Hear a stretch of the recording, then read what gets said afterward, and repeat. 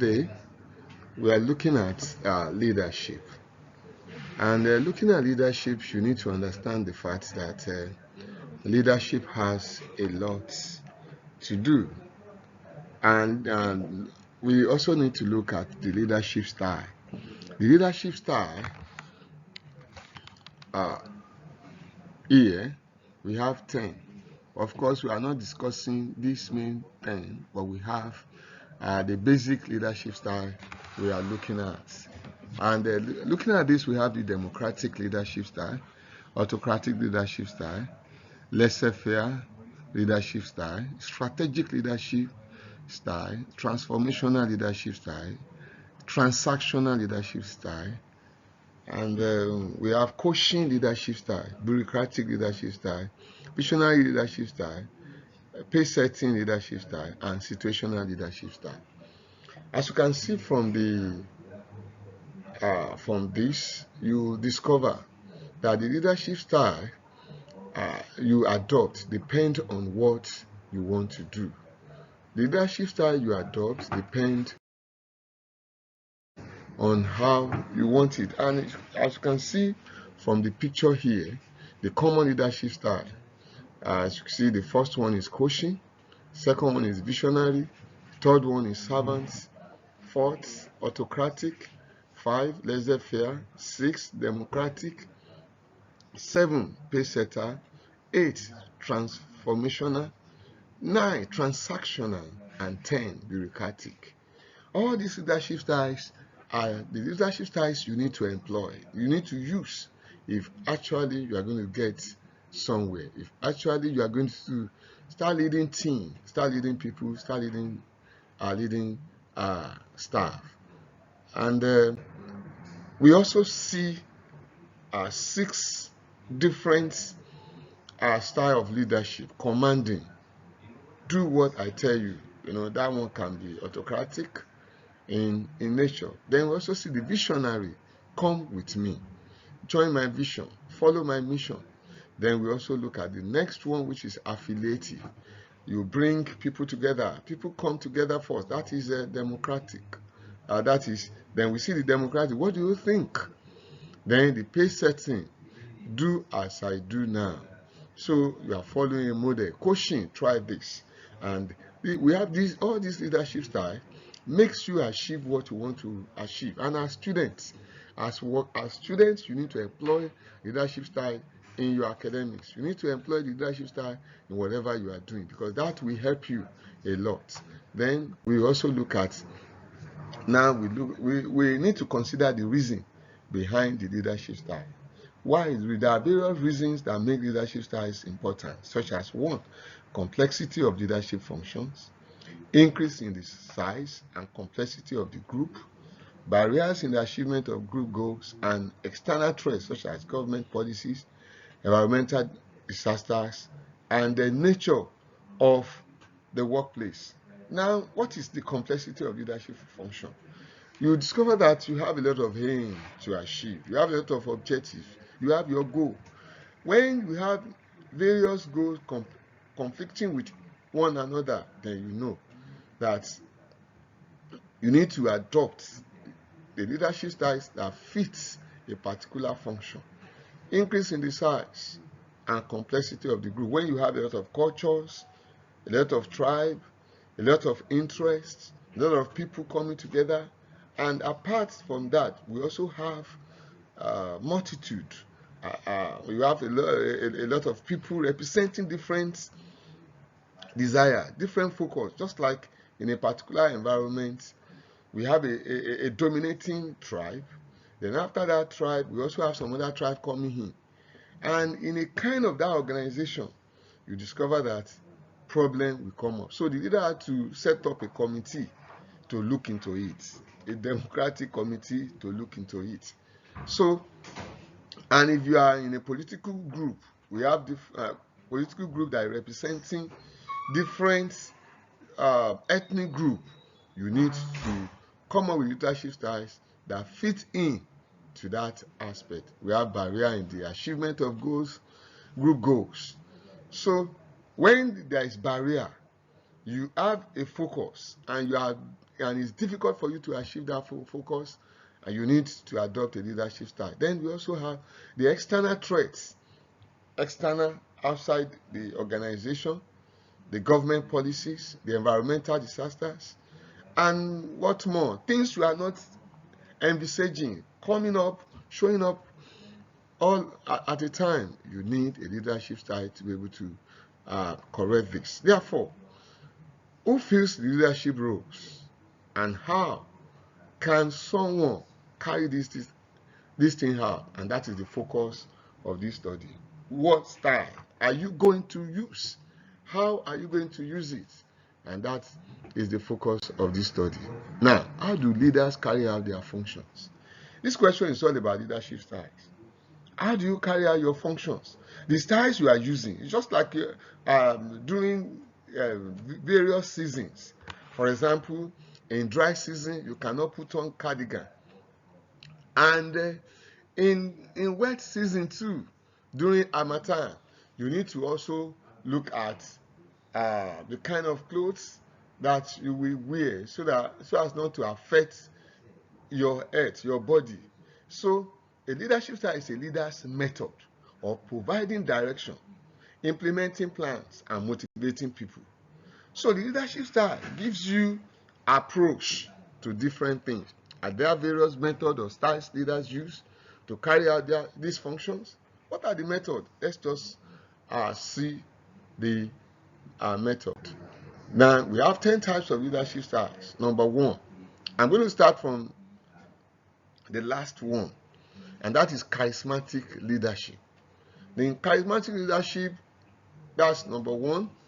We see the cross-cultural leadership style. We see the situational leadership style, the transactional leadership style, the servant leadership style, bureaucratic leadership style, the laissez-faire leadership style, the autocratic and democratic, and the last one is transformational leadership style. So we'll be discussing these 10 leadership styles as we proceed. Now, we look at transformational leadership style. Transformational leadership style is a style that inspires positive changes. It's a style that makes you achieve your goal. It's a style that transforms you from the lowest part to the highest part. It's a style that speaks volume. A style that generally makes leader innovative, energetic, enthusiastic, and passionate. These styles help followers succeed professionally and personally. And personally, that's my preferred leadership style, because when you are achieving progress, if you are getting something better, then you are moving ahead. So we look at democratic leadership style. Democratic leadership style, everybody will have to make an input. Involves the leader making the final decision, but always include the team member in decision-making process.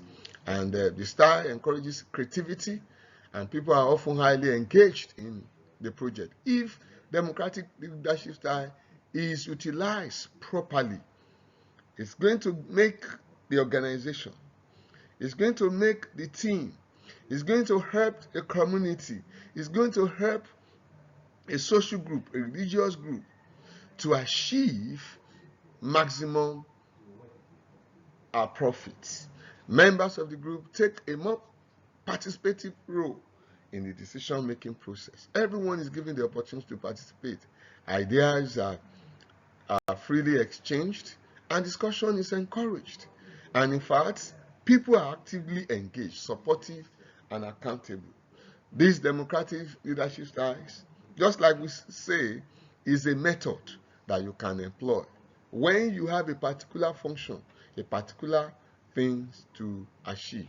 Then we look at the autocratic leadership style. In this, the leader wants you to just follow.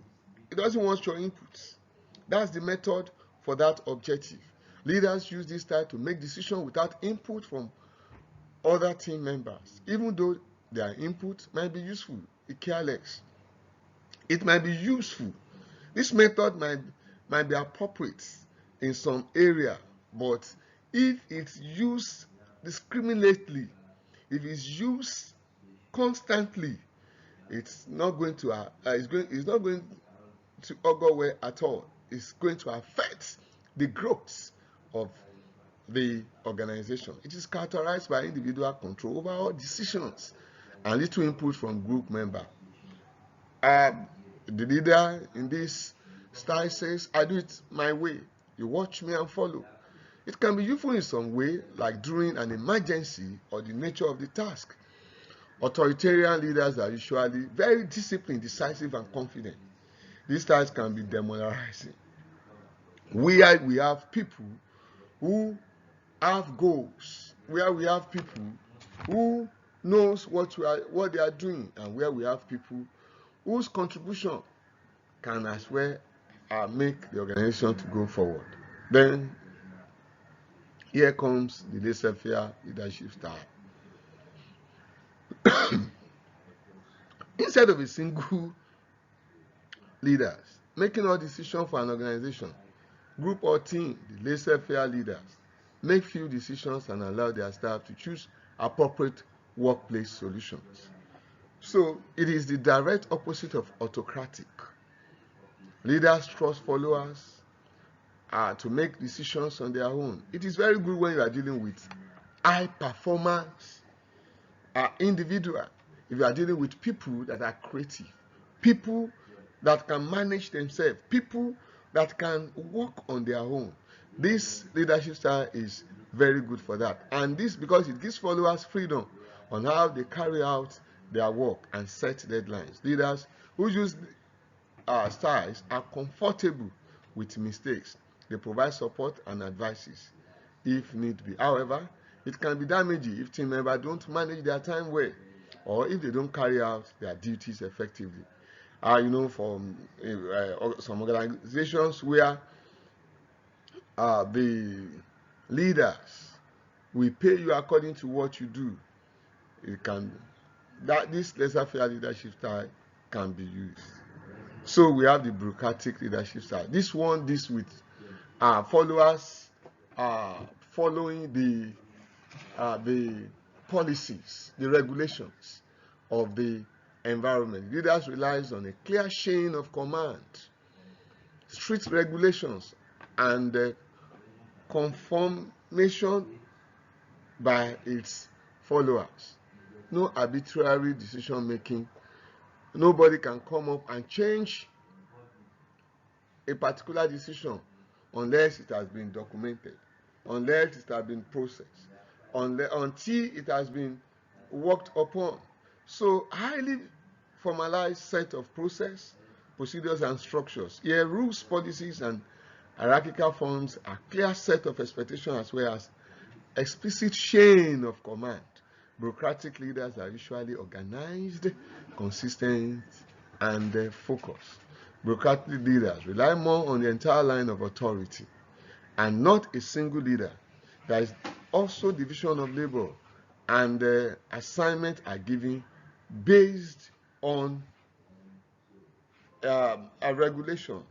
Assignments are given based on clear rules. And clear rules must be displayed for everyone.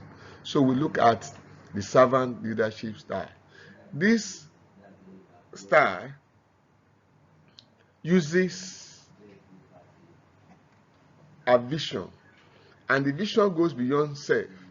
The vision of the leaders is the mission of the people, the followers. The goal of the leader that uses this style is to serve. I'm here to serve the people. Empowers the followers to the service of the community. The leader works with every member of the group to make decisions. Servant leaders are usually empathic, have foresight, and committed to the growth of the people.